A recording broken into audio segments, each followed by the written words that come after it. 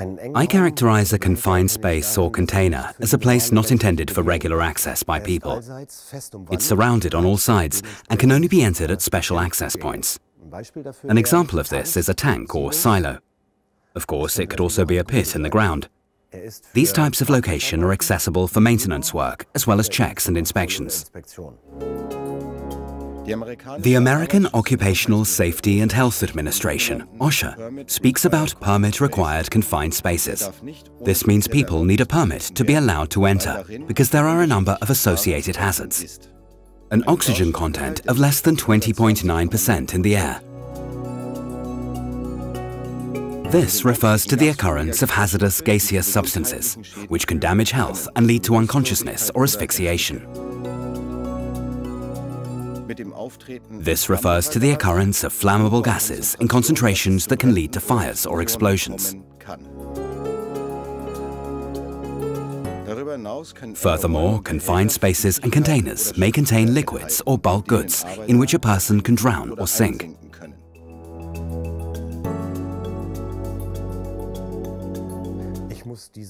I have to describe these containers, and I have to say where they are and how many there are, and I have to provide instructions to staff working in these areas. The operators of such facilities are obliged to produce operational instructions or work instructions. The majority of operators know what they have at their facility. As such, the operator should be able to assess what I am working with. The appropriate measurement devices must also be provided. The number of people who can work in such a container at the same time is determined. Dangers would arise if I were to ignore these regulations. The operator is also obliged to ensure rescue procedures are in place for this sort of hazardous work. It must therefore be ensured that the people working in the container can be quickly and easily retrieved.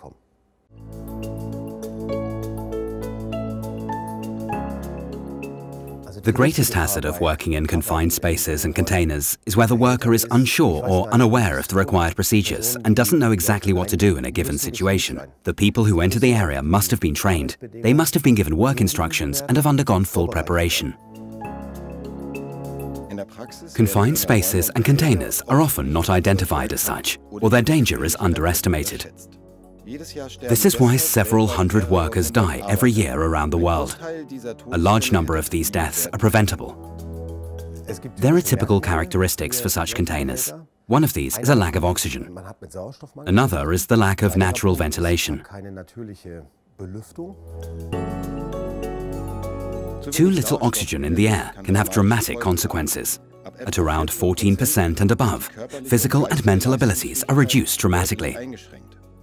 This can be seen through a lack of orientation or slurred speech. A lack of oxygen is the #1 cause of death when working in confined spaces and containers.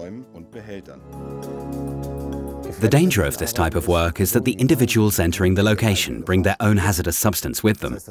In other words, I exhale CO2, which starts to build up at floor level. And I also use up all the oxygen in the container. This is why ventilation is so important.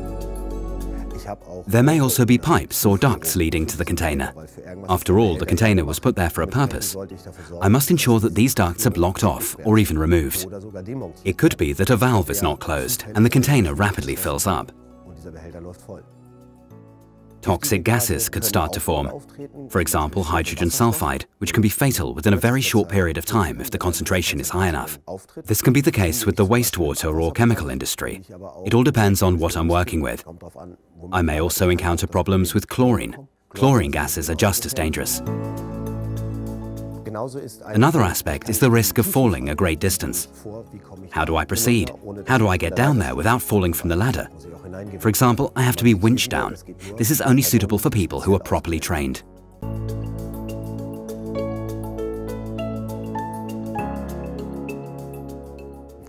Critical situations arise in confined spaces and containers when personnel are not properly trained. With this type of activity, people have to act against their natural instincts.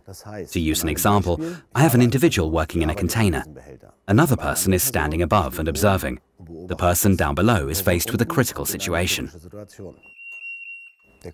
His colleague above wants to help him and thus climbs down. This is generally the cause of the most severe accidents. Wanting to help another person is an entirely natural reflex. In confined spaces and containers, however, this approach may make the situation worse. Panic generally ensues in critical situations, which can cause you to act incorrectly. The rescue chain is not triggered properly, and the predefined measures are not initiated. The rescue concept is set out in the risk analysis. The rescue concept must take into consideration all measures, not simply internal measures. External measures, such as handing over to the fire department, must also be included in the concept. There are a number of stages in the rescue process. Training should be provided for them all. Simple or basic rescue concerns how I use my escape equipment, how I act in a critical situation. Complex rescue involves retrieving a person from a container where self-rescue is impossible due to the need for special equipment. This also requires special training.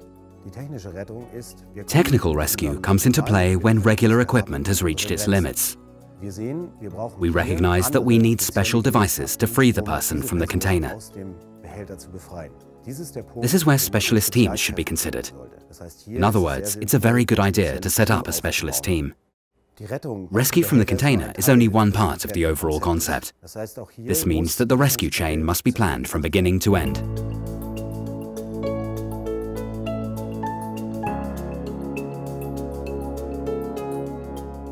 Protective equipment should be adjusted in line with the risk analysis and the respective work procedure. The wrong type of protective equipment can cause obstacles, and they, in turn, can lead to critical situations. Not wearing gloves when being winched down can lead to serious lacerations. Selecting the right helmet is also crucial. The helmet must have a chin strap to ensure it doesn't fall off when bending down. The protective clothing worn should be tailored to the work being performed. If working with a static load, the clothing should be anti-static.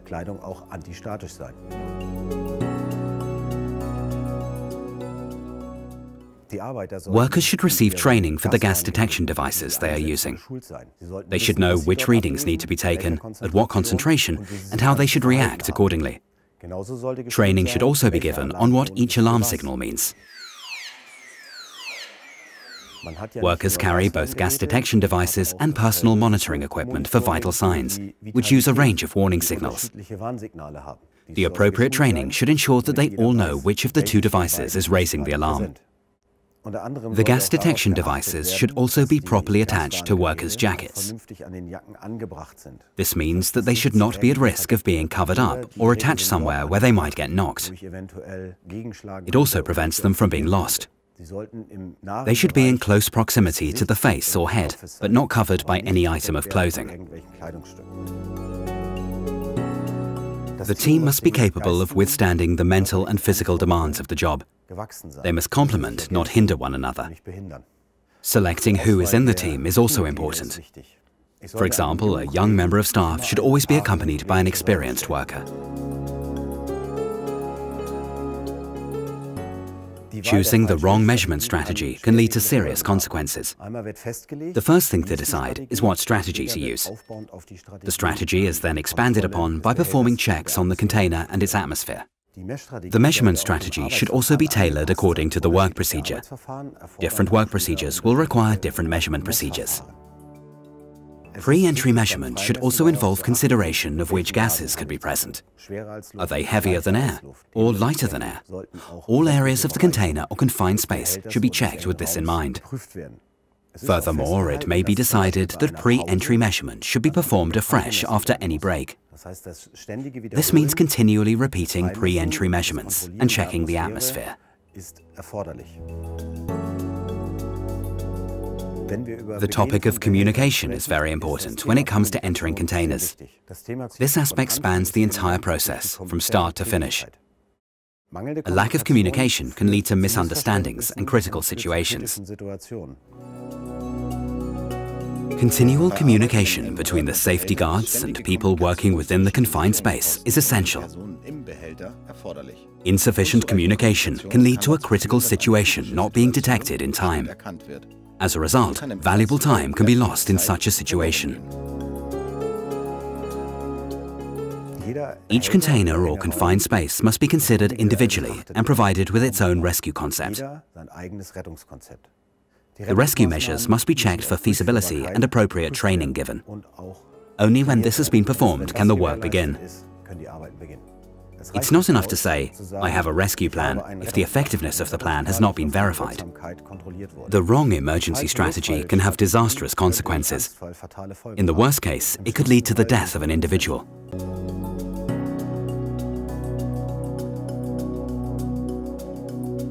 The trainer should be fully committed to the training program, and participants should be actively involved. Training should feature a healthy balance between theory and practice and be tailored to the participants. One participant may require practical aspects, while another requires theory-based training. The trainer should ensure the right balance is achieved. The level of knowledge of participants should also be taken into consideration. The content should be tailored in line with the knowledge and experience of those taking part. If I have participants who are only just starting out and I need to introduce them to the topic, the level of detail should be toned down. If there are more experienced participants, the level can be adjusted up accordingly. There is basic training and follow-up training, as well as advanced training and training for supervisors. The training courses must ensure participants are well prepared for the tasks they will be performing in real life. Simulators are an excellent way to ensure safe and effective training. Going through various scenarios means that participants will be able to apply what they learn dependably, even under stress. They must be familiar with the hazards and risks that are all too present when working in confined spaces and containers. My goal when providing training is to show participants that they bear responsibility when performing this type of work. And in addition, they must also be aware how hazardous these situations can be. The objective of training must be for participants to successfully finish with a sense of achievement and, of course, understanding.